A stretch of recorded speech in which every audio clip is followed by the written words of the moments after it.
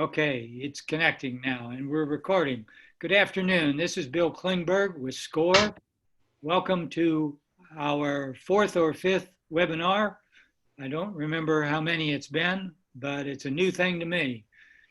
It's certainly not new to SCORE, however. We've been around since early 60s. We have over 11,000 volunteers nationwide, 150 of us here in Houston. We have lawyers, we have accountants, we have sales and marketing people, we've got manufacturing folks, we've got people from different industries. We offer free mentoring and right now, for the most part, free webinars. Hopefully soon, maybe the end of May, we can get back to live face-to-face workshops. We will see. Meanwhile, it's all online, and forgive me, I'm learning still, but we have Neil Benedict with us this afternoon, and he's going to talk about sales prospecting. Take it away, Neil. Thanks, Bill. Welcome, everybody, to the webinar. Those of you who are still not suffering from webinar fatigue, I hope you'll enjoy and learn something in the next hour plus. I know you also have choices on where to spend your time during this COVID-19 stay at home. So thank you for spending the time with us. I appreciate it. I will get right into it to try to maximize your hour and to make sure that there is time at the end of this for questions. We will leave however much time people want to spend talking about individual questions relating to sales and prospecting at the end of this. So feel free to hang around and ask as many questions as you'd like, and I'm willing to stay to the last one is answered. So look forward to doing that at the end. I've got to correct that. There's a time limit, unfortunately. It's an hour and a half total time, and the program cuts off. Unfortunately. Well, there you go. I stand corrected. So we'll have to work quickly at the end of this, and maybe I'll finish up a little bit early just to make sure that we have that time, a little bit more time for you to specifically ask questions about the presentation. So thanks, Bill, for keeping us on track. So what are we going to talk about today? Or well, what's the agenda of the talk? Really, my goal initially is to make sure that you guys have a good understanding of continually how to prospect, particularly during COVID-19. I know this isn't a COVID-19 prospecting seminar per se, but there's some concepts and some topics I think we'll want to discuss as we go through the presentation, and we'll relate it back to the current environment we're in. Obviously, we talk about prospecting a lot as consultants, trainers, and coaches. However, a lot of this was built before COVID-19 in mind, and a lot of it needs to be maybe talked about in a bit more context. So my goal really is to help you guys understand not only the methods of prospecting and what a good prospecting plan may look like, but also how do we do that maybe even slightly differently during COVID-19. The process is really going to be through obviously a lot of education here and a lot of specifics related to what needs to happen and some tools that you can build in your prospecting process. And then what I'd like you to take away from the overall presentation is just try to take at least one thing away from this. Don't try to necessarily take everything you learn and do something with it. That's a big ask for anybody. Don't be too hard on yourself to think that if you're not doing some of these things today, they're always something you can implement over the course of time. So again, just take at least one key thing away. Start practicing it. Start working on it. Start experimenting with it, and you're gonna get good at that thing and get some value out of that. So just again, figure out what that is and take it away with you. So why am I here talking? Those of you who don't know me, which is I'm sure most people on the call, I'm a sales consultant, sales coach, and sales trainer. I largely spent most of my career in corporate, running large sales organizations. I ran organizations as large as 100 people from a selling standpoint. I worked in, again, Fortune 100 companies as listed up here, but I've also spent time in private equity owned companies. I've been an entrepreneur now for about 8 or 9 years, started my own sales consulting company about 5 years ago, but I've been a founder of multiple software companies and small businesses over the course of say the last 10 years or so. So I failed at a lot of these techniques and processes I'm going to talk to you about. I've refined them over time. I actually use quite a bit of them on my own business because In addition to being an entrepreneur, I'm also an active salesperson. I engage in almost every one of these things I'm going to teach you about today. I practice them. So that's fundamentally why I'm here today, to be able to share with you not only theoretical experience, but experience from teams that I coach and from myself specifically as well. So what are we going to talk about as far as the program? We want to be able to determine our buyers. So we'll talk a little bit about buyer personas. Buyer personas tend to be the foundation, or should be at least the foundation of all our sales activities, and making sure that, again, we're reaching out to the right people and engaging the right people. Prospecting methods, how do we do that consistently? Prospecting cookbooks. A cookbook is something that we like to use as terminology for our prospecting cadence and our prospecting activities. So much like a cookbook, you throw those things together, you do them in the right sequence, and out comes a beautifully prepared meal or a nicely won sales opportunity. Prospecting execution. How do you do this? What are the things you need to do over the course of time, and how do we do them as well? And what are some of the pitfalls we'll need to avoid when we're prospecting and selling? And then prospecting technology. We'll hit a little bit on that at the end, but I'm happy to ask any questions offline. Prospecting technology can be a little bit tricky because all businesses are different. All businesses have different, resources they can spend on prospecting technology. So the idea of one size fits all probably doesn't work. For an example, there are over 200 commercially available CRM platforms available for you at this point. It'd be very difficult for me to recommend one to you specifically without knowing you and talking about your business in more detail. So again, I'm happy to answer questions in that regard. So I'm gonna review the technology, but I'm not gonna go into it in great detail right now. So prospecting. What's the key message about prospecting? Zig Ziglar would say this all the time in his training sessions, and hopefully some of you had a chance to listen to Zig Ziglar, but because he's not only educational, he's very entertaining.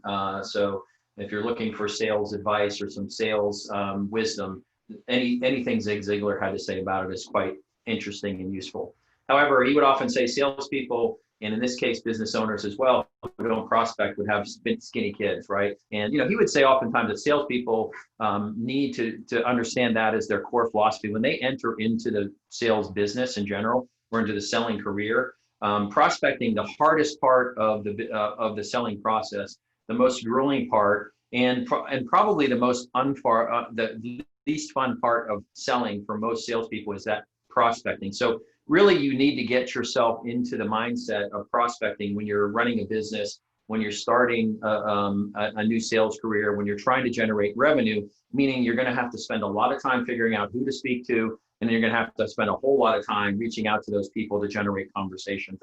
That's what prospecting is all about. When you think about where you make money in selling, you're only really ever making money in selling when you're actually having meaningful conversations with people.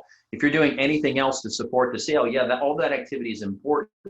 However, the money really comes through these meaningful conversations that we have with individuals, and there's no way to have them unless we're prospecting and reaching out to people. So when you think about prospecting, it's critically important from the selling process. I personally, and none of my colleagues have personally seen any real marketing strategies that are going to make your phone ring significantly. We don't have experience with, again, specific marketing campaigns that are going to actually allow you to sit at your desk and just answer the phone and generate revenue. It typically doesn't work like that, and particularly in B2B selling. So again, prospecting, getting your mindset set for that, understanding that it's a critical part of the selling process is something you're going to have to, if you're not there today, if you're not there with me right now, from a standpoint of mindset and attitude, you're going to have to get there. Now, what's the difference in COVID-19, for example, as a bit of an aside? Is it okay to be prospecting and selling during COVID-19? There's a lot of debate on social media about, when you should do that, how you should do it. There's words like, you have to be empathetic now, you have to be helpful, you have to, ask people how they're doing and add value. And all those things are true, right? But I don't think that they're more true today during COVID-19. If you didn't have empathy as a salesperson before COVID-19, chances of you developing it now is probably not very good. And if you didn't use it before, chances of you being a great salesperson was not very good either. So again, a lot of things have changed, via COVID-19 of how we engage, but some of the core principles and practices have not. One of the things that one of our great trainers, an individual named Jody Williamson, would always say is that it's actually unethical to sell somebody something they don't need. Let me say that again. It's unethical to sell somebody something they don't need. Now, he would also say, as a follow-up though, however, it's equally unethical to not sell somebody something they do need. So meaning that, if somebody's out there, they've got a particular problem that they need to solve and they don't know where to turn or they don't know what product or service to use, it would be unethical for us as salespeople and business owners not to engage them and potentially sell them something that they need in order to solve that problem. So again, that was the same as well. I mean, it was unethical to sell something they didn't need before COVID-19. It's unethical now. It was unethical not to sell them they do need before COVID-19. It's unethical now. So again, that hasn't changed much either. So if you still continue to add value to people as a business, if you still believe in the services that you offer to people and that they were valuable beforehand, people's problems haven't gone away. Yeah, the economy has shifted a little bit. The intensity of problems has even probably gotten a bit worse over the last month or two in regards to the problems that individual businesses need to solve. So again, if your service was valuable before, it's just as valuable today. And to take that off the table and not be actively pursuing people who need it is again not a great thing for the people that you're trying to sell to. So if we talked about the attitude of this, right? And prospecting is always going to be hard. One of the things that new salespeople tell me all the time is when we sit down and we look at prospecting activity, I always say prospecting is hard. And I always say, absolutely, it's hard. Prospecting is the single hardest thing that you're going to be doing as a business owner trying to grow, a salesperson trying to help a company grow. That's the hardest part about it. And you fail a lot, right? Sales, as most people know, is not a very good place to get self-actualization and self-worth, right? It's a place where, again, most of that is challenged on a regular basis because we're approaching a lot of people who don't necessarily see the value we bring, don't understand the value we bring, and don't care about the value that we bring because they don't have problems related to it at that point. So again, prospecting is generally a very difficult activity and not for the faint of heart. So you can't go into it thinking, well, I'm going to do it for a little bit. I'm going to just, I'm going to eat my spinach, which again, in a lot of cases, you will, in the sense that, hey, you don't have to like it. You just have to do it. Prospecting is very much like that. However, if you don't get your mindset straight every single morning and during every single prospecting session that you go through, you're going to find yourself, again, missing your appointments with yourself, the prospect. You're going to find yourself having the wrong conversations at the wrong time or even worse, no conversations at all. So again, make sure that you're mentally ready and mentally prepared. And again, even someone who's been doing this a long time, like I have, and a lot of my colleagues do, and a lot of the people we coach, it still can be difficult certain days to really hit it head on and want to do it. So just make sure that, again, get the attitude right. Can you commit to the plan, right? When you sit down and you determine how many calls you're going to make a day and whatever that number is, of course, 1 is better than 0, but again, whatever that number is, when you sit down and you make your plan, how many calls am I going to make? How many emails am I going to send out? How many meetings am I going to try to set? How many Facebook connections am I going to engage today? All those things are really important to set as your plan, but a plan on paper that you don't execute really doesn't help you at all. So you've got to be committed to executing that plan. And that's where a lot of people fall off. They not only don't plan, they don't know what their goals are, they don't know what their metrics are, they fail to execute it consistently. So you have to do that. Time is very important as well, right? When you think about the things we need to accomplish between, if you know what your goal is by, take marathon running for an example. If you're going to run a marathon in 6 months, you know what the goal is, you know what the deadline is. There are very well thought out plans, for an example, that will get you from, where you are today, if you haven't ever run a marathon before and you're not much of a runner, to be able to run that marathon in 6 months. However, if you don't follow those plans, if you don't follow them religiously, the chances of you being ready and able and being able to, enjoyably execute that marathon are not very good. So you can't miss training days, is what my point during the idea of running a marathon. So the time frame that you need to that 6 month window is very specific. And if you miss anything during that 6 month window, it impacts your training day, for example. That's the same thing with prospecting. If your goal is to generate $1 million between now and the end of the year, you can back into all the activities that are going to take you there. But once you start missing 1, 2, 3 of those activities, all of a sudden, chance of you hitting that goal becomes very, very difficult. So you have to understand time, and you have to understand why it's so important that the time frame that I have, that one day to do those activities, is very, very critical. Experimentation is also important. you have to try different things. When you're building talk tracks to reach out to people, when you're trying to craft messaging, when you're trying to put different email sequences together, for example, it's important to be able to A/B test those things and run multiple sequences, for example, so that you're always trying to do you're always trying to refine the message that's going to resonate with people and have them engage you from a conversation standpoint. So again, experimentation is critical. When you experiment, of course, you're going to adjust. You're going to realize that people aren't responding to this, but they're responding to that. So how do you quickly make sure that you do more of the responsive behavior and less of the non-responsive behavior? Those are things you're going to have to measure and understand as you go through the prospecting prospect and then process. And then, of course, the responsibility is yours and yours alone, right? When we miss our goals at the end of the week or the end of the month, a lot of it's going to be, if we look back and say, why did that happen? It's not going to be because of COVID-19. It's not going to, in general, it's not going to be because we're doing, more important behavior in other areas. It's because we did not execute the plan in as we were supposed to, right? So we need to evaluate that effectively and make sure that we're the ones responsible for that. On the right-hand side of the screen, I've got this little self-reflection assessment, and it's really good. I review this with myself, probably, at least once every couple of weeks, if not every week. And I just go through and make sure that, I'm evaluating myself against these criteria, asking myself these questions. These don't have to be the questions you're asking yourself, but it's a good tool to be able to look at that and determine, for yourself, are you doing the things that you need to do? Do you have the right behaviors? Do you have the right attitude? And do I have the right plan in place to be able to execute against my strategy?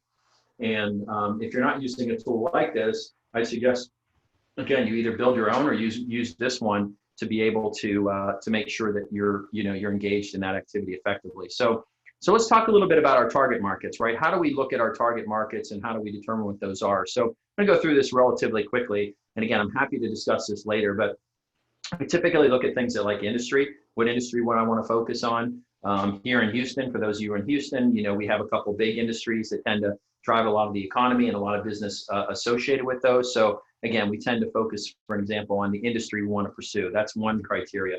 Then we look at the size of the company, for example, the size of the company as far as, I'm not good at, for an example, at doing business with a certain size company. When I do consulting or fractional VP of sales work, I will do that with a certain size company. If I called into a much larger company, the chances of me resonating, getting traction with that would not be good. It's the same service, same value. It's just larger companies have different processes in mind, different decision-making levers. And again, it usually isn't a good fit for that type of that business. So again, I look at the size of the companies as you should. Adoption.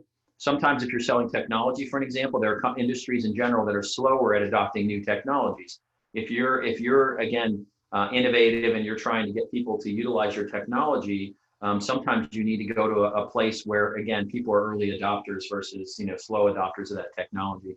Price point, clearly whatever it is we're selling, we need to look and see if it's a good fit for customers at a certain price point, right? If we're selling, a particular product and it's at a higher price level, there are certain buyers who are just going to, by default, are not going to be able to work with us because of the fact that we're offering a premium product in the marketplace. So again, we have to determine where we are. It's okay. Commodity businesses are not bad businesses. Some of the largest businesses in the world are actually commodity-based businesses. So I'm not as opposed to a commodity. It's just you have to look at the price point of where you're trying to sell. What are your channels to market? How am I selling this product or service? Am I going to go direct to the end user? Am I going to use some sort of channel partner? Am I going to go through a retail channel? Am I going to go through only an online channel? So there are things you need to consider here as well as far as how you're going to take your service or product to market. What's the company's buying process? I mean, as we know, there are certain companies with very, very well-defined and very, very well-outlined buying processes or buying procedures. And you can figure out what those are. They'll have to actually share them with you in a lot of industries so that you're there and available during that process. In other cases, the buying process is invisible and you have to spend a lot of time understanding it and figuring it out. So you got to really, and again, if your product has a short shelf life for whatever reason, and you're very competitive and you're trying to get the market, you really need to think about the buying process you're engaging with. The product or service, of course, right?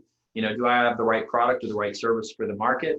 I'm always evaluating the product, always trying to tweak it, always trying to make sure that it's servicing somebody better. And potentially I'm looking to see who else I can pull into that. So if I can change one or two things about my product or one or two things about my service to make it more applicable to another audience, then, I'll think about doing that. It's called, a lot of it's just the pivot of the product or service. And then what's the vertical or specialization that I work in very specifically, right? We talk about very vertical specialization. Everybody knows here in the Houston area, we've got, three large, kind of vertical specializations in the oil and gas industry, the upstream, the midstream, and the down. And then, of course, inside of those industries, there's a lot of very much special.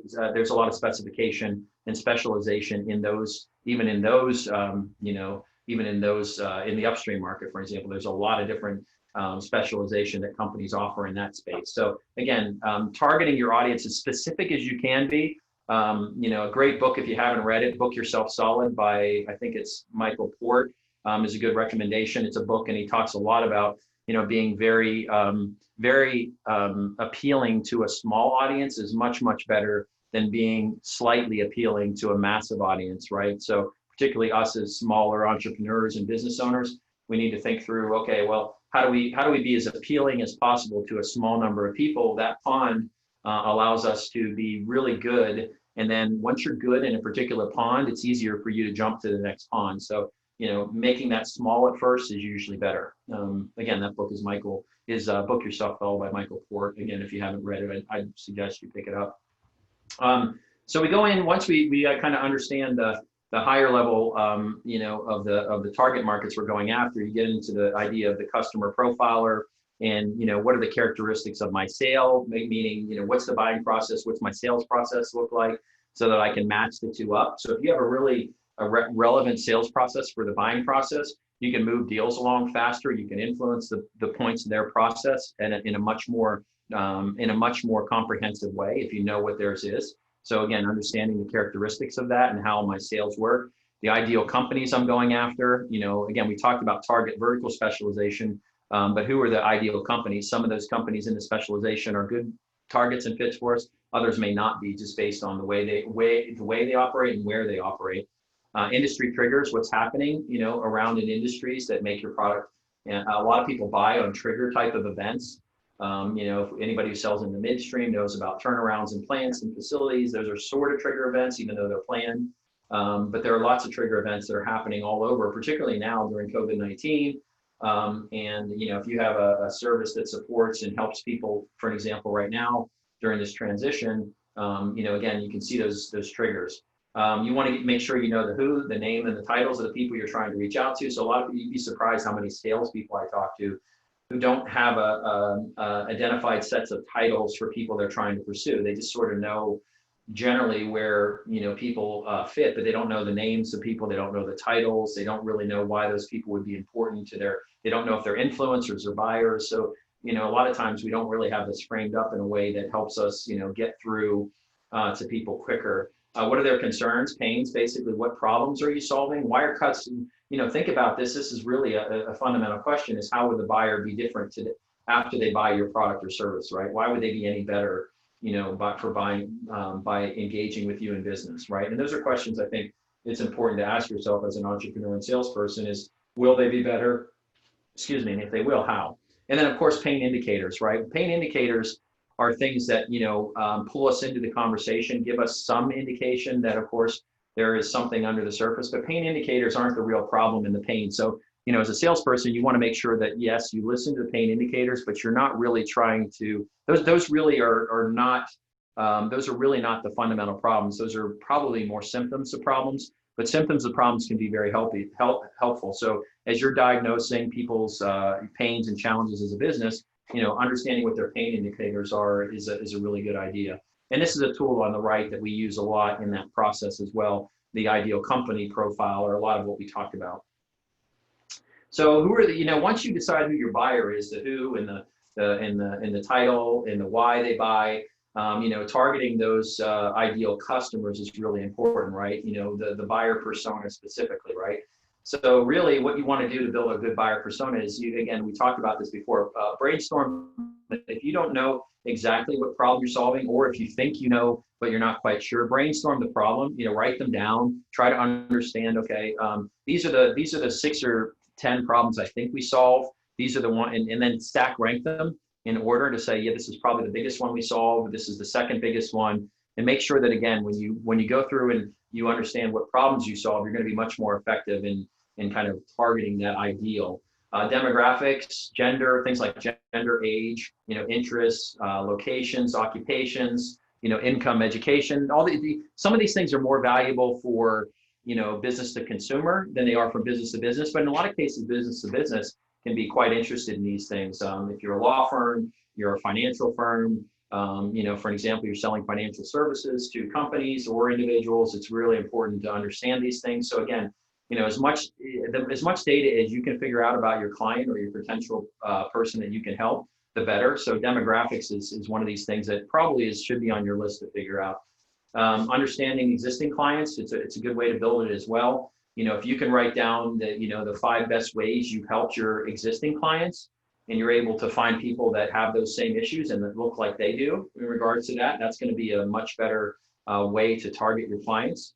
And analytics, you can do a lot of analytics. You can, search topics. You can do keyword search. You can, you can do, searching through go talk to the channel partners. You can, there's a lot of research you can do from an analytics standpoint to say, okay, what are people searching for? What types of things are they asking for? Who are they asking for them, et cetera. Social listening, of course, you want to be able to, to look at things like LinkedIn.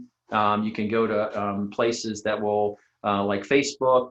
You'll go to places, even I've actually had a lot of interesting conversations recently during Reddit, believe it or not. There are a lot of salespeople that have been out there just talking about everything from SDR related topics, sales development reps, to, the number of calls and, people who are building new models around that. So again, believe it or not, I'm getting lots and lots of feedback from even places like Reddit. So, there are places on social that you can go that I bet you would be able to find people that have a similar interest in your products, or it could at least give you some more insight into your product line or service line. And then, monitoring your, competitors. There's a tool called Owletter, but there are a lot of tools out there that you can just kind of keep, obviously you can even create Google searches and have that Google report to you anytime your competitor is mentioned in the news, for example. If you have a named competitor and that you can track them via these tools, it certainly makes sense to do that and see what, communication they're having and what they're talking about with their clients. So absolutely, all these things are really important when you pull together your buyer personas, right? So what does a prospecting cookbook look like, right? So if you think about prospecting in general, prospecting in selling in general is a lot like a recipe. It's a lot about doing the right things at the right time and the right amounts. And so a cookbook really is a specific set of specific prospecting activities that you perform in any particular period in an order. Again, that order doesn't have to be quite as specific as a recipe, but it's important to think through and to think about things like time blocking and executing things at a similar time during the day, because you start developing, of course, habits related to those. And when it comes to prospecting, in order to make it work effectively, of course, we're trying to establish basic habits around it. So again, the cookbook really is, it's specific and related to time. It's over a specific period, but it's got very specific activities, goals, and metrics associated with what you need to do and how you need to do it and when you need to do it. So a little bit of statistics here just to help you. 84% of salespeople who don't follow a cookbook. So if you're one of those people who don't really use anything like that at this point, an outline of your day with your prospecting activities outlined with a tracking mechanism to determine if you met it or not, and evaluating at the end of every day, then you're not alone, right? A lot of us don't do that. A lot of us have a process that is really just, okay, I'm going to just do whatever I can. I'm going to make calls today. I'm going to send emails tomorrow. I might, do something differently the day after. And there's no consistency in that overall process. But so again, it's not a very common set of behaviors among salespeople or business owners who are trying to generate revenue for that matter. And then, but when you look at actually how much it helps, when you develop a cookbook, you're really significantly increasing your opportunities and your ability to actually successfully execute what it is you need to execute. So in this case, these are some of the numbers that we have been tracking. We see leads increasing dramatically, upwards of 60%. We see, meeting increase, which is really important, because if you look at what it is you're doing and why you're doing it, or prospecting in general, it's really to get that conversation with the people who should be talking to you. And that's about it. There's really not much else to prospecting other than that. So again, we see significant increases in, the percentage of meetings. And then of course we see pipeline growth that comes from, again, having those meaningful conversations. So it's important that that you establish some level of consistency in your prospecting behavior, that you establish some level of goals. And the cookbook is really designed to help you do that. So how do we create it, right? And so, there's no right or wrong way to create a cookbook. This is an example and some suggestions on how to create it. But, again, there are a lot of things you could do, differently than what I'm suggesting here. But I think this is one reasonable method to do it. So, what you'd want to do is you want to start with your sales goals. It could be revenue. It could be profitability. It could be just the number of new customers, even, honestly. If you're not so concerned about revenue right now, and you're more concerned about, again, just reaching out and trying to build a pipeline of customers, so they may be that. But ultimately you want to set your goal. In this case, I want to set my financial goal. I need to understand my average size deal. So let's say, for an example, I'm trying to generate $10,000 in sales this month. I'll use that number because it's easy for me to think about. And my average size sale is $1,000. And I need to generate, at that point, I need to generate about 10 sales a month to be able to hit that overall target, right? So I need basically, 10 sales a month, in order to reach my overall target of 10,000 sales, right? So how do I get there? I got my, I forgot, I worked up a nice little model here for you that doesn't necessarily reflect what we talked about above, but let's just say, for an example, let's just take it and say, it does apply. And, in order to get that $10,000 in sales, I backed into the numbers here, right? I backed into the numbers, and your numbers are going to be specific. So again, don't get caught so much on the numbers. So one closed sale, in order to get that one closed sale, I need to have 3 presentations, right? Because it took me 9 meetings to get, one presentation. It took me 9, so let's start at the back end. So I need to get, in order to get one contact to talk to me, I need to make 600 attempts at a contact, right? In order to get 50 meetings. So basically it takes me about 30 calls to get one meeting in this case. So I take 600 attempts, I get 50 meetings out of every 600 attempts. That means I need to make 30 attempps per meeting, if that makes sense. That's the way the math works, okay? So I get 15 meetings requests. Out of those 50 meeting requests, I get 9 meetings, right? So out of every request, roughly, I get a third of the people step up, about a fourth of the people step up and say, yes, I'll have a meeting with you. So I get basically a 25% hit rate on the meetings once I request a meeting. At that point, once I have my 9 meetings, it takes me, 6 of those meetings out of the 9 drop out because they're not interested, moving any further, which means that, it takes me, I end up getting 3 presentations. So every meeting I get, I basically have, I need to do 3 meetings to be able to get them to 1 presentation so that I can share my product with them. And so I could share what I'm going to do for them as a company. And out of every 3 presentations I get one closed sale. So that's really the method that we're looking through here. I'm sorry, overcomplicating it at the beginning, but at the end of the day, really, it's just a game of math, knowing that if I need to close 1 sale, there are a litany of activities that need to take place in order for me to close that sale. And these are going to vary again for you. You might be much better at getting meeting requests, people accepting your meeting requests. So instead of 600, or instead of every 30 calls, and asking for a meeting request, it only takes you 20, for example. So all of a sudden, you're down to 400 calls. You're down to 400 calls versus 600 calls in order to get that same level of meeting. And as we improve our skill set, and as we work through these processes, for an example, in booking these meetings and making calls, we're going to lower that number on the front end and increase the number on the back end. So again, the percentages will go down, based on, or go up based on how effective you are at different phases of the process. So again, but it's simply a game of math. Once you figure out what the math is, all these things tend to be consistent over time. We found, for an example, that at one client, they were making about 15 calls a day each. And that 15 calls a day were generating about 3 meetings a week. So, it took them roughly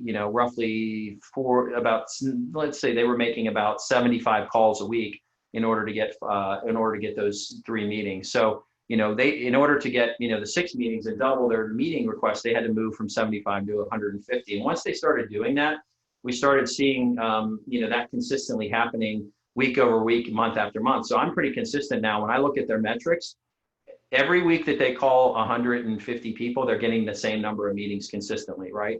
It's not changing any statistical percentage at all, because the math is there and it's built into their business and it's working that way. So once you set it for yourself, the math is going to work. So work through your own process of saying, okay, how many sales do I need to get? What are the steps that are involved with me getting to that sale? And how many of those things that I need to do in order to get to that one sale? And if I want 10 of them, I've got to multiply all those activities by the subsequent amount, right? So again, that's really how you back into a cookbook, and that's how you ultimately get yourself in position to be able to achieve the number of activities to generate the sales that you want. So let's talk about again, sorry about that. I probably confused the math for you a little bit, but again, we can talk about it at the end of the presentation if you'd like.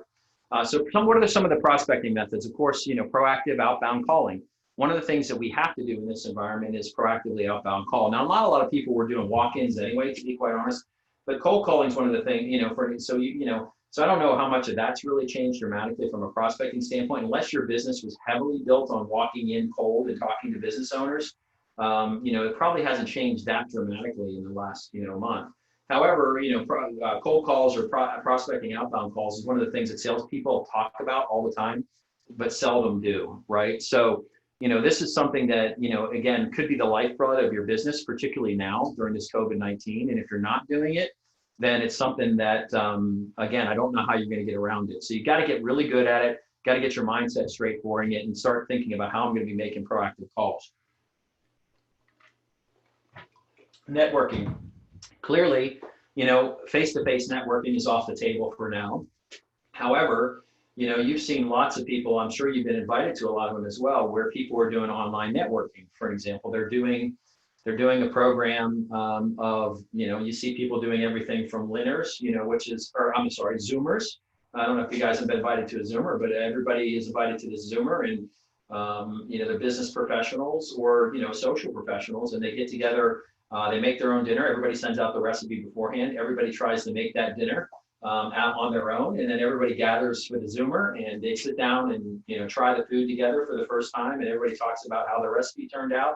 Drink a glass of wine. Again, so the Zoomers are happening. Certainly, there are social lunches happening via Zoom. Consistently. I'm invited to quite a few of them myself. I'm actually doing a course or doing a workshop on Fridays for anybody impacted by any sales professionals impacted by COVID-19. So we're inviting salespeople in, and we're doing, networking. We're doing resume reviews. We're doing job search strategies, all for sales and sales professionals, so that they can get back on their feet, and we can network them together with people. And then we're inviting business owners in who are looking for salespeople, or will be looking for salespeople, so they have a captive environment to talk to people who are actively looking. So the networking piece, again, is really, really important. You can't shy away from that during the COVID-19. So you really need to find yourself a networking group that you can meet with via Zoom. Even if it's one, they're usually very encouraging, and they continue to connect you with people. So, don't give up on networking during this time, keep it going. Referrals, one of the things that people don't do effectively, at least in my experience, and I've had to learn to do this. I'm still not 100% effective at it either, but is asking for referrals. If you look at the data, when some of the sales companies like Close.io have gone out and said, hey, would you refer the company you did business with? At a very high percentage, people say yes, right? At a fairly high percentage, but the percentage of it might be at 60% or above. But when you ask the salespeople of whether or not they've asked for referrals in scenarios like that, the numbers are low double digits, 15, 16, 17%. So salespeople don't ask for referrals very effectively or very consistently, and I think it's probably because, again, they don't know how to do it very well. So there's plenty of resources out there on how to ask for referrals and how to get referrals and when to do it. But it's a critical piece of being successful in selling, is to be able to ask for referrals. And referrals are just an excellent source if you're not using them already.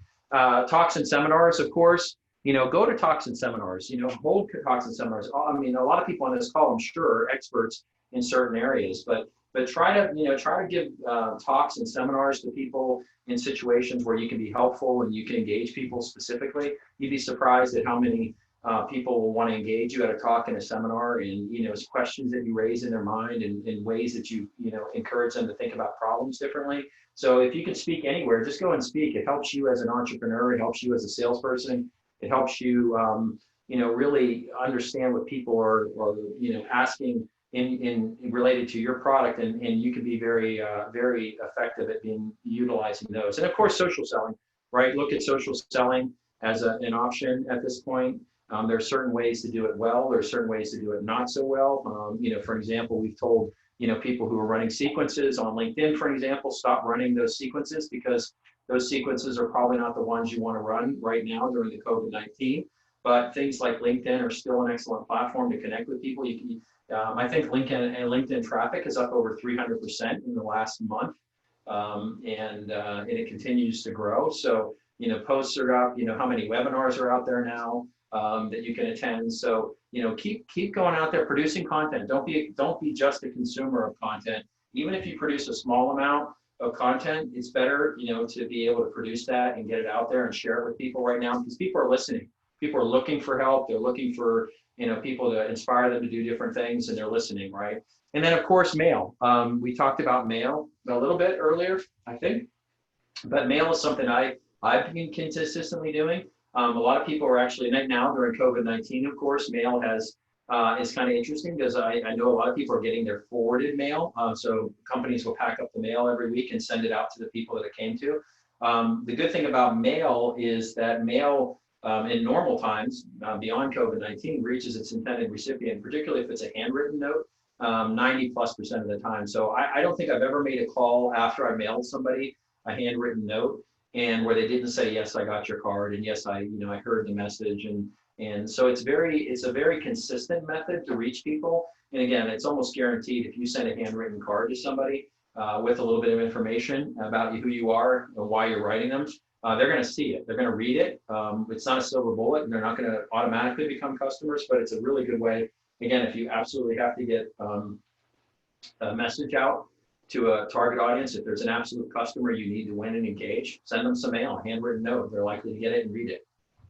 And then, of course, I've got a little bit of a tool here on the right-hand side that can help you outline your prospecting activities. Not a very complicated tool. You can probably build something even better yourself, but this gives you an idea of what things you can add to that prospecting cadence and be able to execute it. We've always been big believers, and I've always personally been a big believer in omni-channel prospecting, or at least multi-channel prospecting, meaning that I'm never doing just one thing. I'm never just calling someone and then hanging up and doing nothing else. I'm always either if someone is in one of my campaigns, they're getting a call, they're getting an email, they're getting connected with on LinkedIn. They might be getting a mail, they might be getting another email, or they certainly are. They may be getting another call. So again, when you're thinking about, when you're prospecting with these different methods, think about how to build them into a cadence, right? Build them into a sequence where, again, you're going to be reaching them with multiple different communication styles, because some people don't respond to calls very well. Other people don't respond to emails very well. Some people love to connect on LinkedIn. Some people,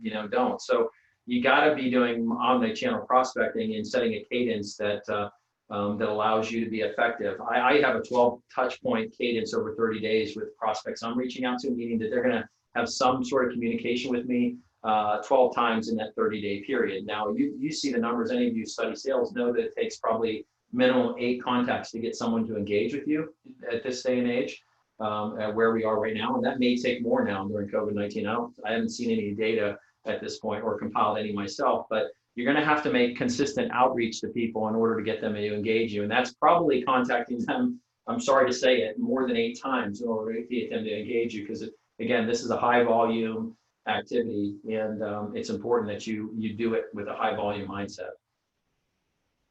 So what would be in your prospecting plan? Again, think about this as your cookbook. So it's certainly going to include the types and quantities of activities you need to reach your goals. It's going to include times. I'm a big believer in time blocking, setting meetings with yourself. If you've got a prospecting, if you're going to be making outbound calls from 9 to 10 in the morning, schedule it consistently every day. Don't miss that appointment with yourself. Make sure that, nothing gets in the way of it. What ends up happening a lot of times when we put these things on our calendar, but then we feel like something more important gets in the way and we should be pursuing that. And when you're trying to build business, during COVID-19 or not, you've got to continue to just engage people, continue to reach out, continue to try to sell, because if you don't, you're going to be, you're not going to catch the opportunities that you need to when people are coming out of this, as well as what's happening right now during the process. So make sure that, again, you're actively engaged in that process and time block with yourself. You need to prepare and research your clients. Try not to do that during selling hours. If you have to do it in an in-depth way, spend time after work hours doing it, after 5 or, before 7 o'clock in the morning, really doing your research, and utilize the time during the day where people are available and active to talk, and use those times for prospecting. Schedule network and meetings, right?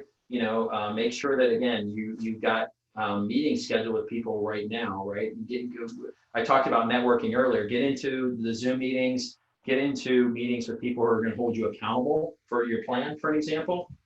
I have an accountability group that meets every Saturday, and we get together, and all we talk about is really, what did we accomplish the previous week? Did we meet our goals? Did we hit their prospecting activities that we said the week before we were going to hit? And if we didn't, why did we not do that, right? So we look at it and we hold each other accountable, walk through the process of making sure that, again, we're hitting our goals. If you don't have someone that's holding you accountable or helping hold you accountable for these things, it's much easier to let yourself slip. So, develop that accountability group, whatever that looks like, and then schedule time for follow-up, right? One of the things that we don't often do in sales is have a process for follow-up, meaning that someone will send us an email, and we're so busy outbound prospecting, we're not heavily focused on the follow-up work that we need to do in order to forward that, initial connection down the line from a selling process. So schedule time for follow-up. Follow-up is sort of a very closely related activity to prospecting or direct prospecting, but it's not the exact prospecting activity. So make sure, again, that the follow-up activities have time on your calendar so you can go through your mail, see who's responded to you. They might have specific questions, answer those specific questions. People are leaving you voicemails. Make sure you schedule time to listen to your voicemails and respond. Sometimes we forget to do that, believe it or not. You don't call people back within a certain period of days, and that becomes very difficult to get them in a conversation if that's what's going on. So again, schedule that time for follow-up. I've got a planning tool for you here. This is a good tool to be able to outline what we just talked about. The prospect planning tool, would be included in your cookbook. It helps you align those times. It'll help you identify any places where you're wasting time. So a lot of things we do don't necessarily need to be done on a regular basis. Are we wasting time in areas that are not profitable for the business, that are not revenue generating activities? This tool will help you try to figure that out. A good other thing it'll do is, when you're thinking through the referral process, it's really good to build a referral channel, selecting, groups of people that or think can be really good referral partners for you. Figure out, hey, how can I help them? Who can I refer to them? And then how can they refer people to me? Sit down with them and talk through the process, right? Here's what's important about my business. Here are the people that I'd like you to help me reach out to. To any of these people, here, let me describe to you what an ideal customer or an ideal client or an ideal prospect looks like to me. Does this criteria resonate with you? Does anybody in your network or anybody in your circle, sound like someone who could benefit from this, right? And sit down and have those honest conversations during your networking discussions with people, and you'll be surprised at how many times people will come back with actual individuals that they could, at least give you a brief introduction to, right? And then, of course, this will help you track your success too. How well did I do against my goals? It's really important, as we talked about earlier, to be evaluating how I perform and making sure that those goals are consistently measured. So determining your best mix, right? Once you've gone through this process, I mentioned, multi-channel and omni-channel prospecting, but it doesn't mean that you want to do everything in equal measure either. So if you're having a lot of success, with your email campaigns, for example, you found some really, really great messages that resonate with your audience, then yeah, do a bit more of that, right? If you find a cold calling, talk track or a script that really works for you and it's resonating with people, do more of that. But one thing that you don't want to do is you don't want to abandon any one activity. You don't want to give up your ability to make cold calls, for example, and stop doing it because it takes so much more time to get back to it. You don't want to give up on the consistent email campaigns because it's volume-based prospecting to allow you to reach more people in a shorter period of time. But yeah, focus on the things that are actually working for you in your business, and spend a little bit more time on those activities and make sure that they're actually maximized beyond where they are now. Rotate the activities. Don't do everything at the same cadence level. I rotate my activities, those 12 touch points every month. So sometimes I'll start with an email, other times I'll start with a LinkedIn connection, other times I'll start with an outbound call. So again, and then I put them into sequence as the sequence continues to run, and I change that sequence up a little bit. So just to add variety to it, and just to make sure that I can measure what's working a little bit better for people. And then of course, you want to invest time improving your skills, particularly during this time. It's surprising to me, almost I would say 80% of the time when I bring people into my training programs, for an example, that the salesperson that I bring in has never really completed or read a book on selling, right? They've never read any real or gone through any other sales training. So a lot of times people aren't even taking advantage of the resources that are available to them. Right now, we've got more sales wisdom out in the marketplace than we've ever had before. The number of books that are coming out and the pace that they're coming out related to selling, and a lot of those have a lot of good things in them. They're good books. They're useful tools, useful resources. So just like anything, continuing to invest in yourself from a prospecting standpoint and trying to understand what other people are trying to teach you. There's resources all over the place to be able to do that, but you have to take advantage of them. And then, obviously, if there's something that just isn't giving you any results at all, if you're spending money on, let's say, some people consider prospecting, SEO and AdWords, that's not really prospecting, but focus your time on, if you're not seeing any results, which in SEO, for people like us, I tend to see very little results. Don't spend the time and the money in trying to do AdWords and that type of thing if they're not working for you. Or, if you don't feel like, certain, mailers are really generating any results or getting you in any conversations, then, stop doing those. But again, I'm just a big believer, if you keep doing a number of the things that we have listed here, and you keep, again, taking a or at least a multi-channel approach to it, you're going to be able to see the results in a lot of the things that we're talking about doing here. So when it comes to prospecting, again, we talked about attitude quite a bit. I know we're running a little bit up against the hour, but we've talked about the prospecting attitude here. Again, when you're negative, you're not going to be very effective at prospecting, right? If you're thinking even before you pick up the phone, hey, no one wants to talk to me, no one's going to pick up, it's too hard. I'm gonna do something more important or something more interesting. I'm just not going to do that today, right? Those are things that will easily happen to you if you're not actively aware that they're going on in your mind. We call it head trash.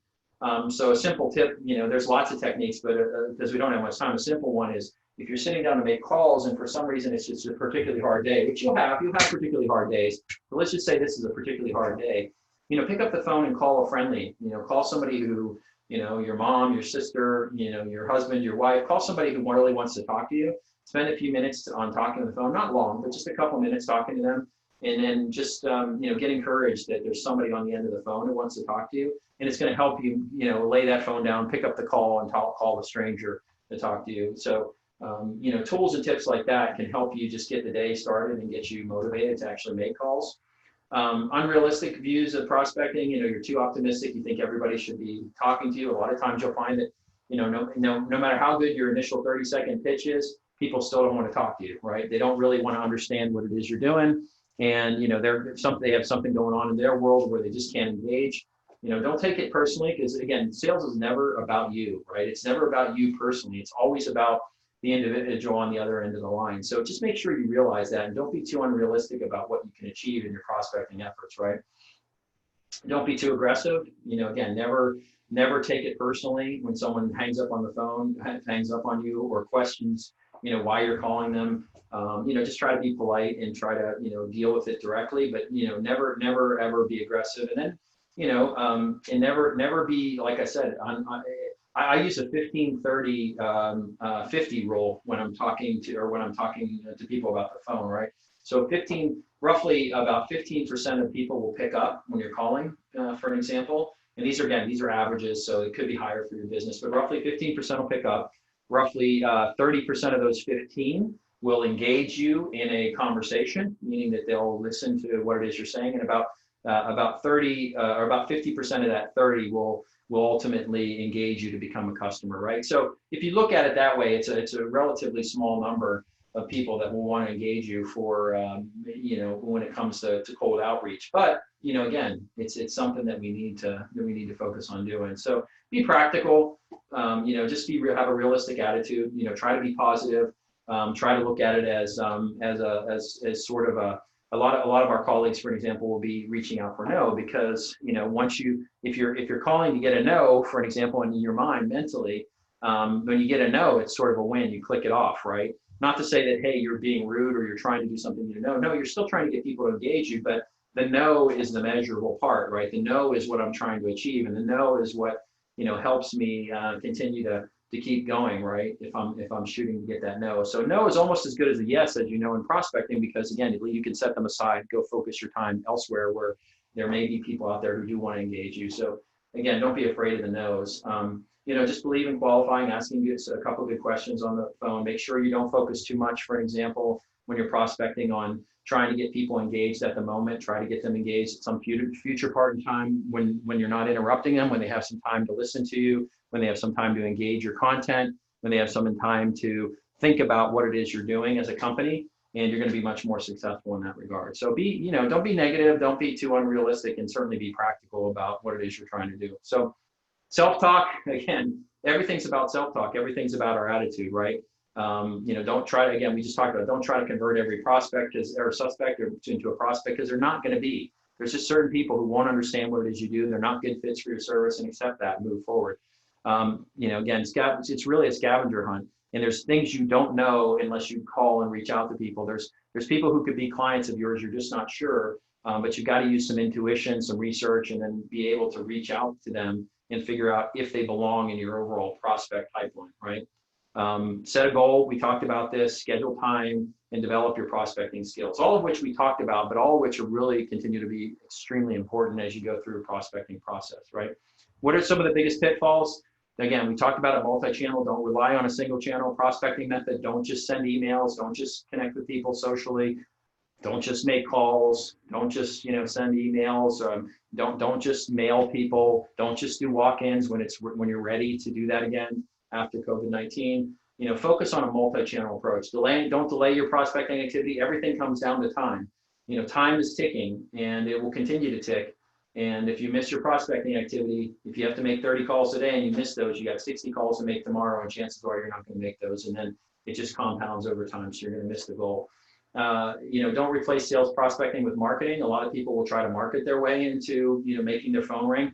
Again, I'm not saying don't do any marketing. All I'm saying is you can't expect, lots and lots of results from doing lots and lots of marketing activity. It just doesn't work that way. There's nothing wrong with their brand building, but brand building doesn't generate the cash, doesn't make the cash register ring, in my experience. And then, don't be too negative about the idea of interrupting people. When you're prospecting, your fundamental job is to interrupt people. It's a process of, no matter what you do, you're going to be interrupting people, and just be comfortable with that. Realize that you're interrupting them, acknowledge the fact that you're interrupting them, and then make sure that there's a process in your mind and in their mind of how that interruption is going to be minimized, why you're making the interruption, and what you expect to get out of whatever interaction you're having with that client. So again, don't try to avoid interruption. Just try to make sure that you're always keeping in mind that anytime you're reaching out to someone who doesn't know you, or some sort of cold prospecting activity, it is interrupting the person. So this is something you guys probably can't see on your end very easily, but it's an eye chart. This was Nancy Nardine's sales technology landscape. She builds this every year. I think this was 2000. I don't think this is even 2020. I think it was 2019. So it's expanded quite a bit since then. But this is just kind of a set of tools that you can use from a selling standpoint. Some of these are very specific prospecting tools. A lot of them are prospecting because those are the tools that tend to sell more. Those are the tools that people are wanting to use more. Those are the tools that people see more value in, because people have the hardest time when it comes to prospecting. But there are a lot of sales tools, electronic tools out there to help you with your business. Some of them are not even that costly, right? Some of them are actually relatively affordable. I just ran another trial of, if anybody's familiar with Connect and Sell, it's an AI/human intervention platform to be able to make outbound calls. So I think I ended up making about 525 outbound calls in a period of about 4 hours the other day, just running a trial with Connect and Sell, and had 35, 36, 37 new conversations with people in that, in that 4 hour window. So that's, any of you who do cold calling knows that's a pretty healthy amount of new conversations to have with cold prospects in the 4 hour window. So again, it's an interesting technology, but again, the technology stack is rich at this point. So, there's a lot of sales tools out there that are going to help you, do analytics and basically who to sell to. If you look at things like Domo and Insight Squared, they're tools that really kind of help position, the people that you want to sell to, help you put in criteria and search for the right people. So how to engage, once you found the right people, tools like Chorus, I mentioned Connect and Sell. That's a tool that I just recently trialed again. Things like Gong, all these tools are designed to help you effectively communicate. They're going to give you templates. They're going to give you wording, methodologies. They're going to, of course, be the platform so that you can track those connection requests, and you can track those connections. You can record them. You can understand how well you did what you did. So again, those are going to be good platforms to use. When you're doing content sharing, things like Prezi, is a kind of a PowerPoint alternative, but Brainshark, closing and management, if you're having a challenge with making sure that you get your contracts in, not so much prospecting, but really the prospect once they become a customer. And then these other tools, really sales intelligence, you can use, from a prospecting standpoint, things like Exactly, and Spiff is more of a how to reward salespeople tool. But again, it's managing that overall selling process, because prospecting, if you're going to be paying SDRs, for example, or engaging with yourself as your own SDR, how you typically outline the activities and goals. Spiff is a really good tool that is built with that in mind. So again, all these tools that are out there are very much very much positioned to be able to help you in your selling process. But the prospecting process, there is unlimited amount of tools out there to help you find, engage, track, measure your success with your individual prospects, right? So again, I know we're past the hour, so let me just finish up here before we get to questions. Before beginning any prospecting program, make sure that you're in a position to identify the targets. Make sure you're not randomly reaching out to people. Make sure that there's a method to the madness. Make sure that you understand why you're reaching out to the people that you're reaching out to. Build a comprehensive buyer persona. Make sure that you know what your ideal buyer looks like, so that you can continue to engage them and say, okay, well, who else around here looks like my buyer, right? It's going to help direct your activities. Build your prospecting cookbook and adjust it, right? Don't hesitate to continue to adjust that cookbook so that, as you build it, it's never going to be fixed. It's like a resume, right? You build it, it looks good, it feels like it's working. However, you're always thinking about ways to tweak it if you're in the job search market. You're customizing it specifically for certain employers. So again, it's never fully built, just like your cookbook isn't, right? When I feel like I'm getting success, or one of the things I'm doing isn't working, or I don't have the right scripting, I need to adjust it. Build your prospecting plan, execute that plan effectively. So again, it's about even if your plan has 3 activities on it every day, just build that plan and go execute it, right? If your plan is to make 10 calls outbound, send 10 emails outbound, and connect with 2 new people on LinkedIn to have a conversation, then work that plan, right? If that's your plan, that's okay. It doesn't have to be mine. It just has to be yours. But get that plan on paper. Make sure that plan is in front of you regularly. Make sure you're tracking against that plan, and make sure that when you don't execute it, you figure out why, and you eliminate anything that's preventing you from getting to that plan. And then automate whatever you can, right? Automate. Automate. If there's something that I don't have to do specifically in my business, and I can either outsource that, or I can use a tool to automate it. Again, email, tools like AutoClose, for an example, is similar to MailChimp, and that is a great tool because you can set sequences up, 1, 2, 3, 4, 10 sequences, have them executed over the course of, the next, 6 months. And you'll just continually send great email campaigns. You can have, 6 different lists as well of people that you want to reach out to. So you put them all into a tool like AutoClose, and it's sending, emails while you're making calls and doing other things from a prospecting standpoint. So it's almost like having a second person there doing it. You have to set it up, but the setup isn't too complicated. But again, automate whatever you can. There are lots of tools like that in order to be successful. So, hopefully that gives you a good sense of prospecting, what you need to continue to do. We talked a little bit about how things changed during COVID-19. Obviously, that wasn't the full purpose of this discussion, but hopefully you got a good sense of prospecting, what it continues to need to look like, how you need to continue to focus on it. And again, I'm open for any questions directly related to your business. I know we only have about 25 minutes left on the bridge before it ends. So let's open it up for any questions you guys have. I'm leaving my contact information on there as well. You guys can contact me with specific questions via email if you don't want to share them here. If they're too sensitive or you just don't feel like you have it formulated correctly in your mind yet, feel free to either email me or call me. I'm open to helping in any way that I can.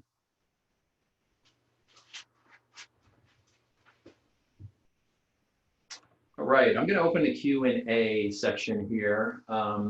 Give me a second, if you don't will, just to read it here. So I got a question from Liv-Ann. Hopefully, Liv-Ann, you don't mind if I just sort of paraphrase your question here for the group.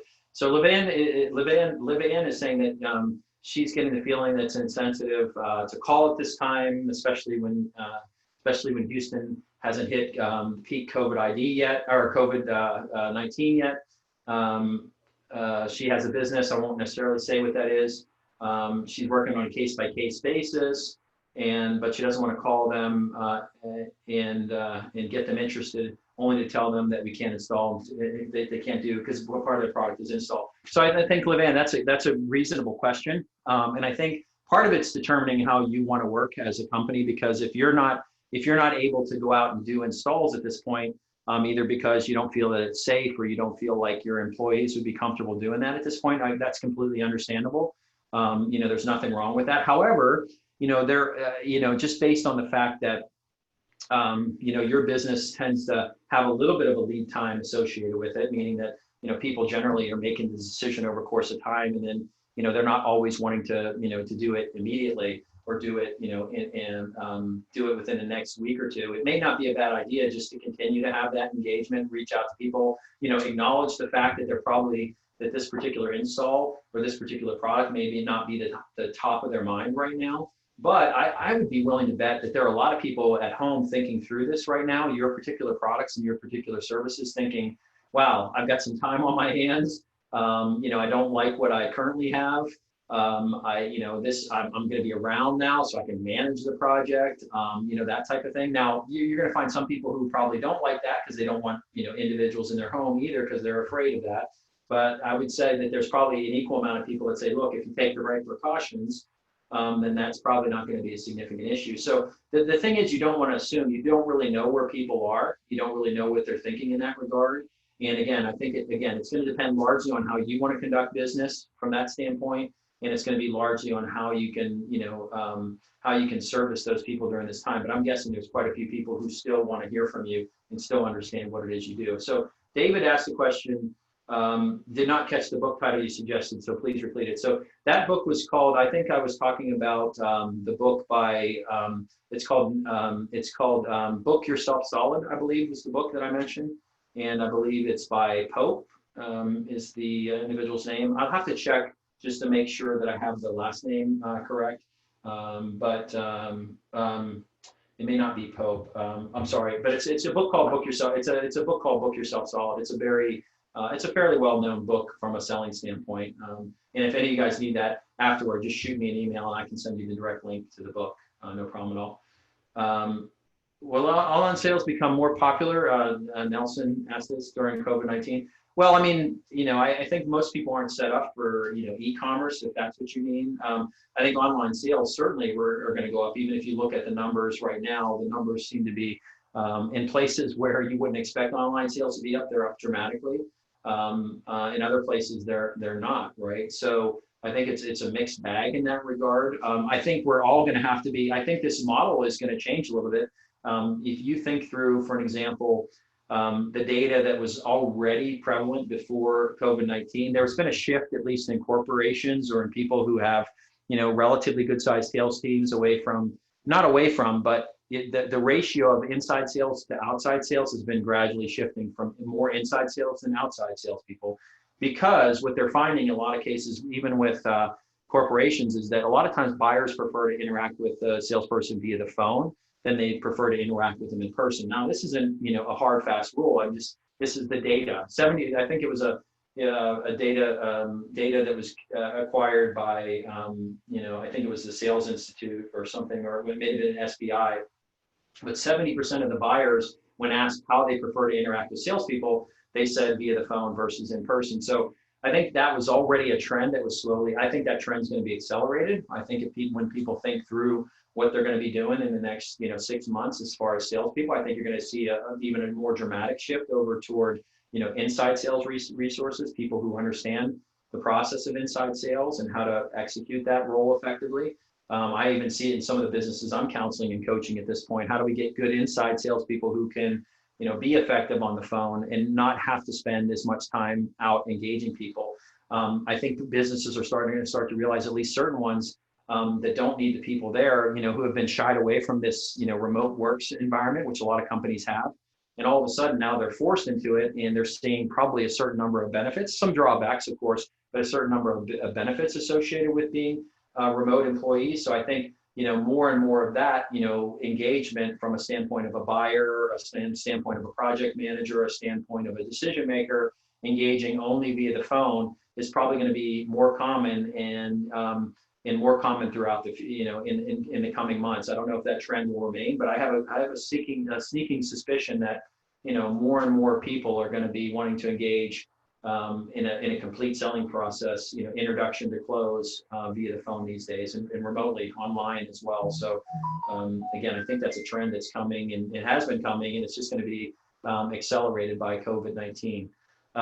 Best method to build a customer persona. I've got some customer persona tools that I'm happy to send anyone if they email it to me.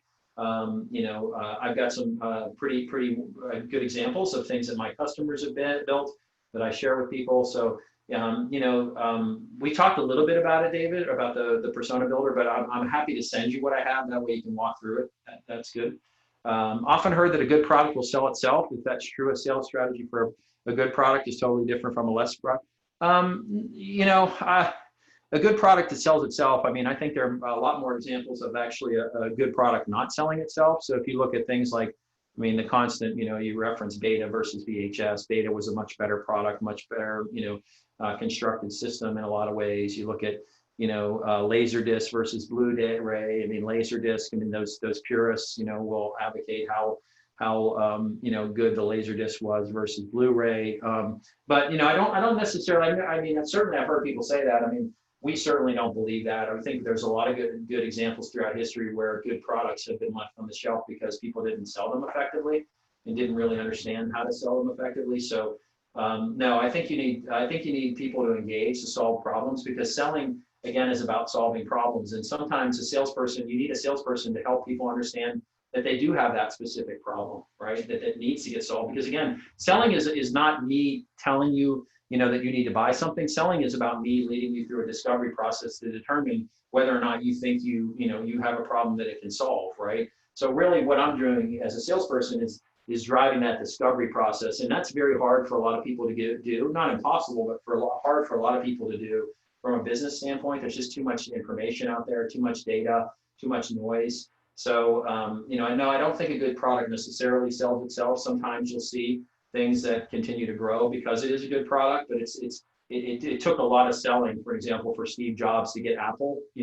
baseline productive and baseline product out there to the marketplace. Yeah, they build great products, for example, but again, it didn't happen without, a lot of salesmanship on the part of that company as well. So yeah, I don't think that's quite true. Will PowerPoint and subsequent recording be sent after the fact? I can send the PowerPoint. I don't know if they're planning on sending the recording. I have to leave that in Bill's hands to determine. Is it better to cold call or email as a first contact? I think personally, I'm always trying to get a voice-to-voice communication. I don't know if there's a better. My personal preference is that if I can get you on the phone, if I can engage you voice-to-voice, I can probably get you into agreeing to a conversation easier than sending email. As you know, email rates pickup are relatively low. I think people's response to emails is 2 to 3% on average. So every email, 100 emails I send, I might get, 2 or 3 responses, if that. And actually, not even a huge percentage of them are read. I mean, you still have 40% of emails that never even get read, 40 or 50, depending on the campaign, 40 or 50%. Um, so, so again, I don't know if there's a right answer, cold email or prospecting phone call. I just prefer to make calls first because I think that in general, for the time spent, it's they're a better tool. However, I certainly run email campaigns, email sequences where I haven't called the person yet. I've sent they're in my email campaign and I call them after I email them. So I do it both ways. But if I had to choose, if you force me into that box of choosing, I would choose the phone call first. Good question. Let me scroll down a little bit more.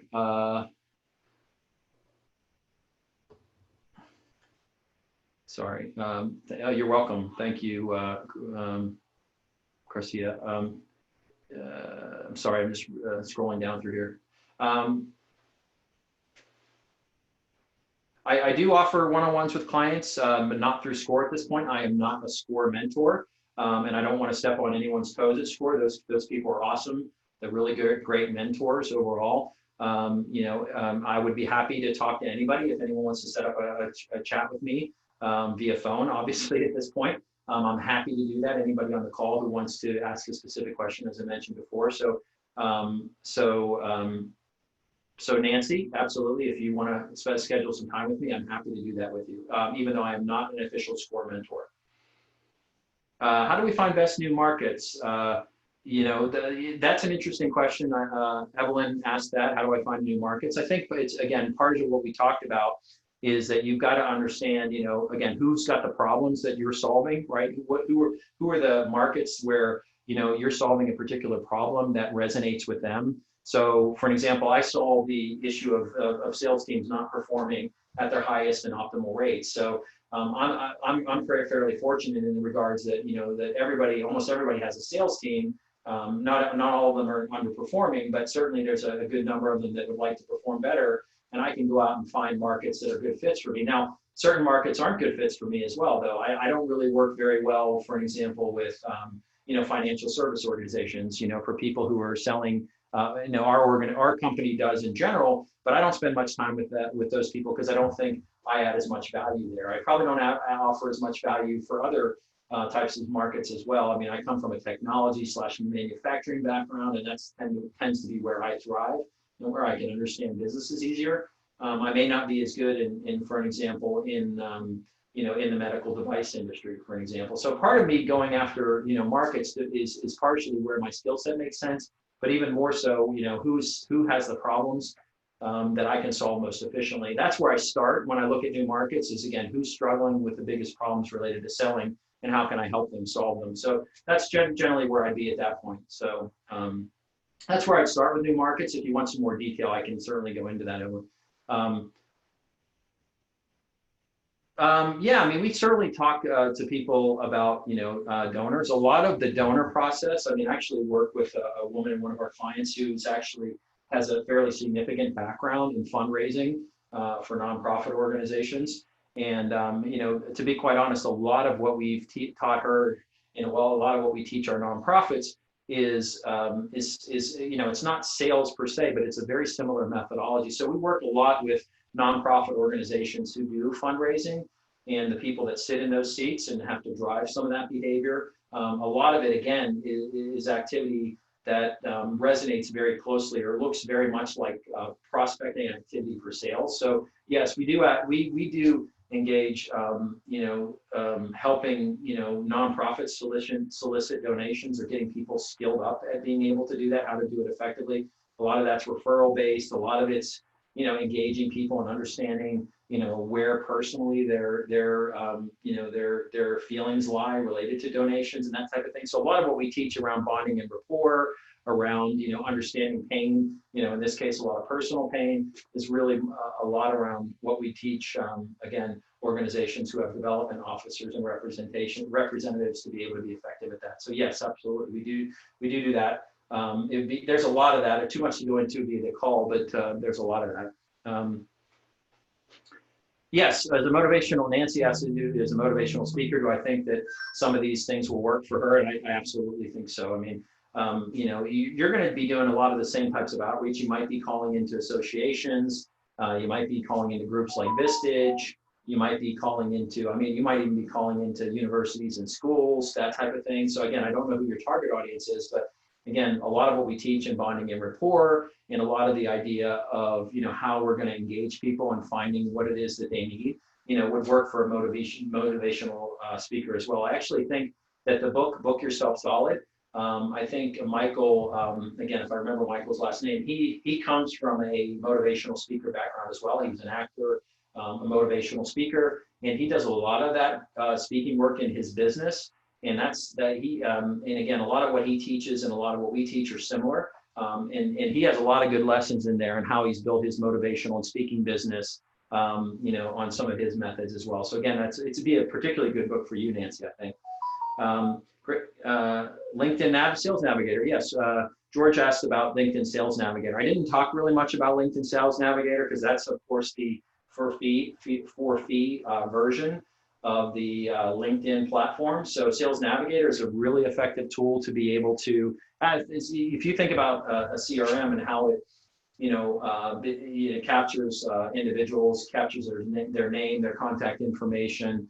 It captures a lot of detail about them so you can follow up with them later. LinkedIn Navigator is designed to do the same thing. So Navigator is a really interesting tool because you can build all your contacts in there. You can schedule, communication with those contacts.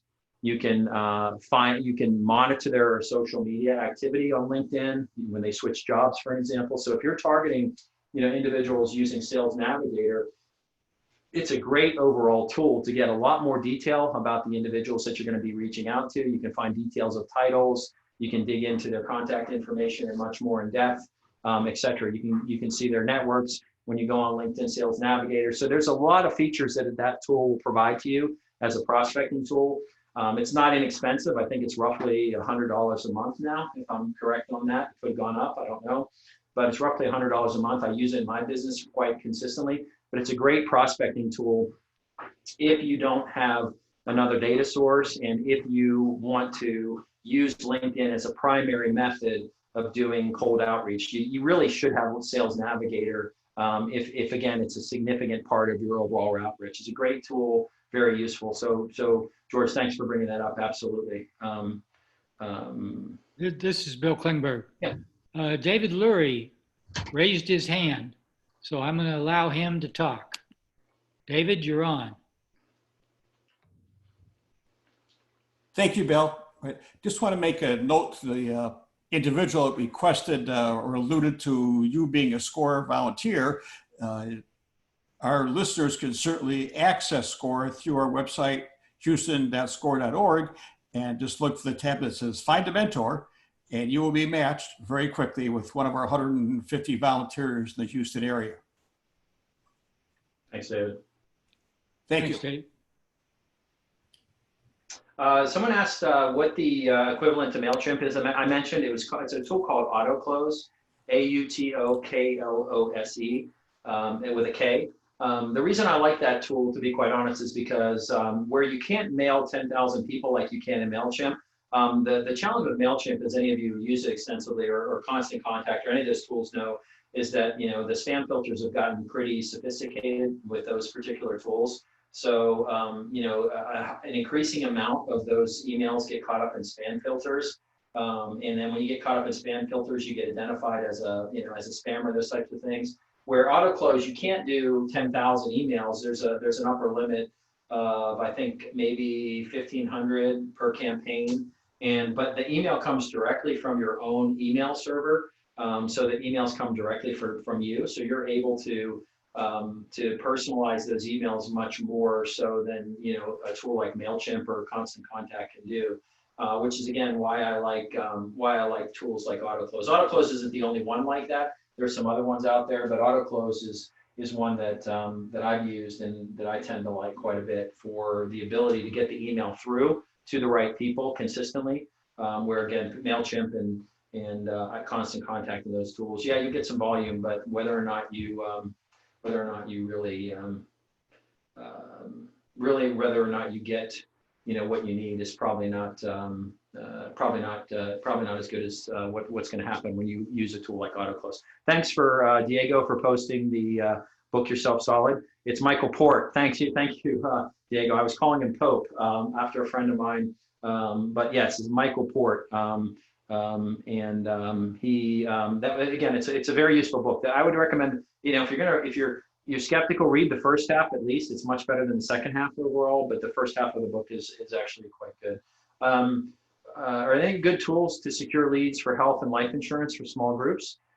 Yes, thanks, Tawana. There are certain platforms out there that are designed specifically for insurance agents, for example.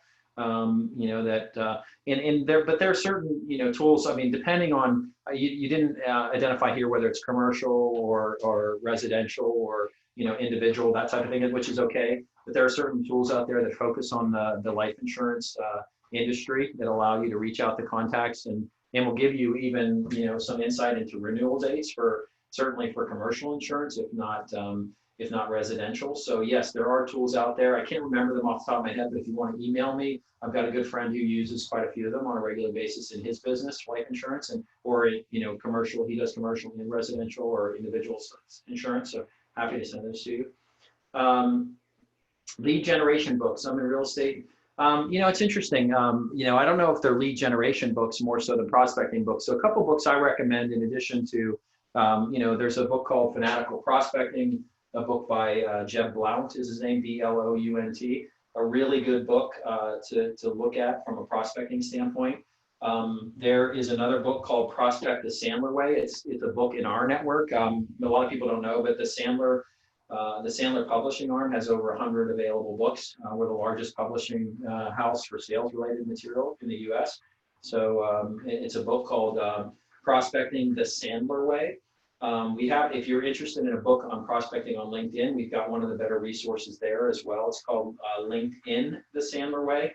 Anybody wants that book, just email me. I can actually send you a digital copy of LinkedIn the Sandler Way. Again, if anybody wants that book, just email me and I'll send it out to you. But those are a couple good resources from a prospecting standpoint, and would allow you to just take advantage. Now, real estate, of course, just like anything, has some nuances to it. But a lot of these books are written, and there's actually even a book about selling real estate in the Sandler Library. I can't remember the exact name of that book, but if you email me, I'd be happy to send you the name of that book from a real estate selling standpoint as well. My email is neil.benedict@Sandler, SANDLER.com. Thanks for asking again, Nancy. It's neil.benedict@Sandler.com. Yep. Thank you for everybody on the book. Most people went out and found that book. Thanks for doing that. Prospecting, Lindsay asked, do I have prospecting thoughts on faith-based institutions and Christian churches? Yeah, absolutely. I mean, I think, just like anything, Christian churches or religious organizations have problems, again, that they need to get solved. And a lot of times they've got to invest in resources in order to do that. They've got to invest their resources to be able to solve those problems. Now, clearly, right? They don't have the scope of activities that a business may have. They have finance. See, I couldn't help them, for example, because they don't really do a lot of sales, right? Unless you consider kind of their website and their promotion of their events. But as far as, so they do marketing. So if you're a marketing services agency, for example, a church actually can usually be a pretty good client. But they definitely have needs that need to be solved. Typically, I think, at a lot of the smaller churches, the pastor and the elders tend to be the decision makers. So you have to understand who those people are and reach out to them probably. At larger churches, the pastor probably doesn't get involved in a lot of the purchases that the church makes. It's usually administrative staff that are available, to make those calls. So I think it's just like any other prospecting activity. It's, finding the right people in the organization, the people who would be able to understand the problem that you're solving for them, the people that would be willing to sit down with you and engage with you in regards to that problem, and then having that same conversation, going through a discovery process, leading them through the idea of, hey, do they have that problem? And if they do, how do we help them solve it, right? This is what we do to help you solve that particular challenge or concern you have as an organization. So yeah, a lot of the tools and techniques that you'd be utilizing in a traditional prospecting process, I think equally well with a church institution. You just have to make sure that you understand the buying process, right? What does the decision-making process look like, right? Yes, neil.benedict@sandler.com is my email, SANDLER.com. I think they were asking you for that again. Type it in one more time so you can see it. Yeah. This is Bill Klingberg with SCORE again. We're down to about the last 30 seconds. I want to thank Neil very much for putting this on, and I want to thank all the participants for showing up and hopefully learning something. So thank everybody. Look for your next SCORE thing. You've got seconds literally, and this thing is going to end by itself. Yeah, well, thanks, Bill. Thanks, Bill. I really enjoyed being here. Thanks for having me as always. I'll look forward to doing this hopefully again sometime in the near future. And like I said, don't hesitate, everybody to reach out. I'd be happy to help any one of you. Okay, I'm going to end the meeting now. Thank you very much again. Bye-bye. Okay, bye-bye, guys. Bye-bye, everybody.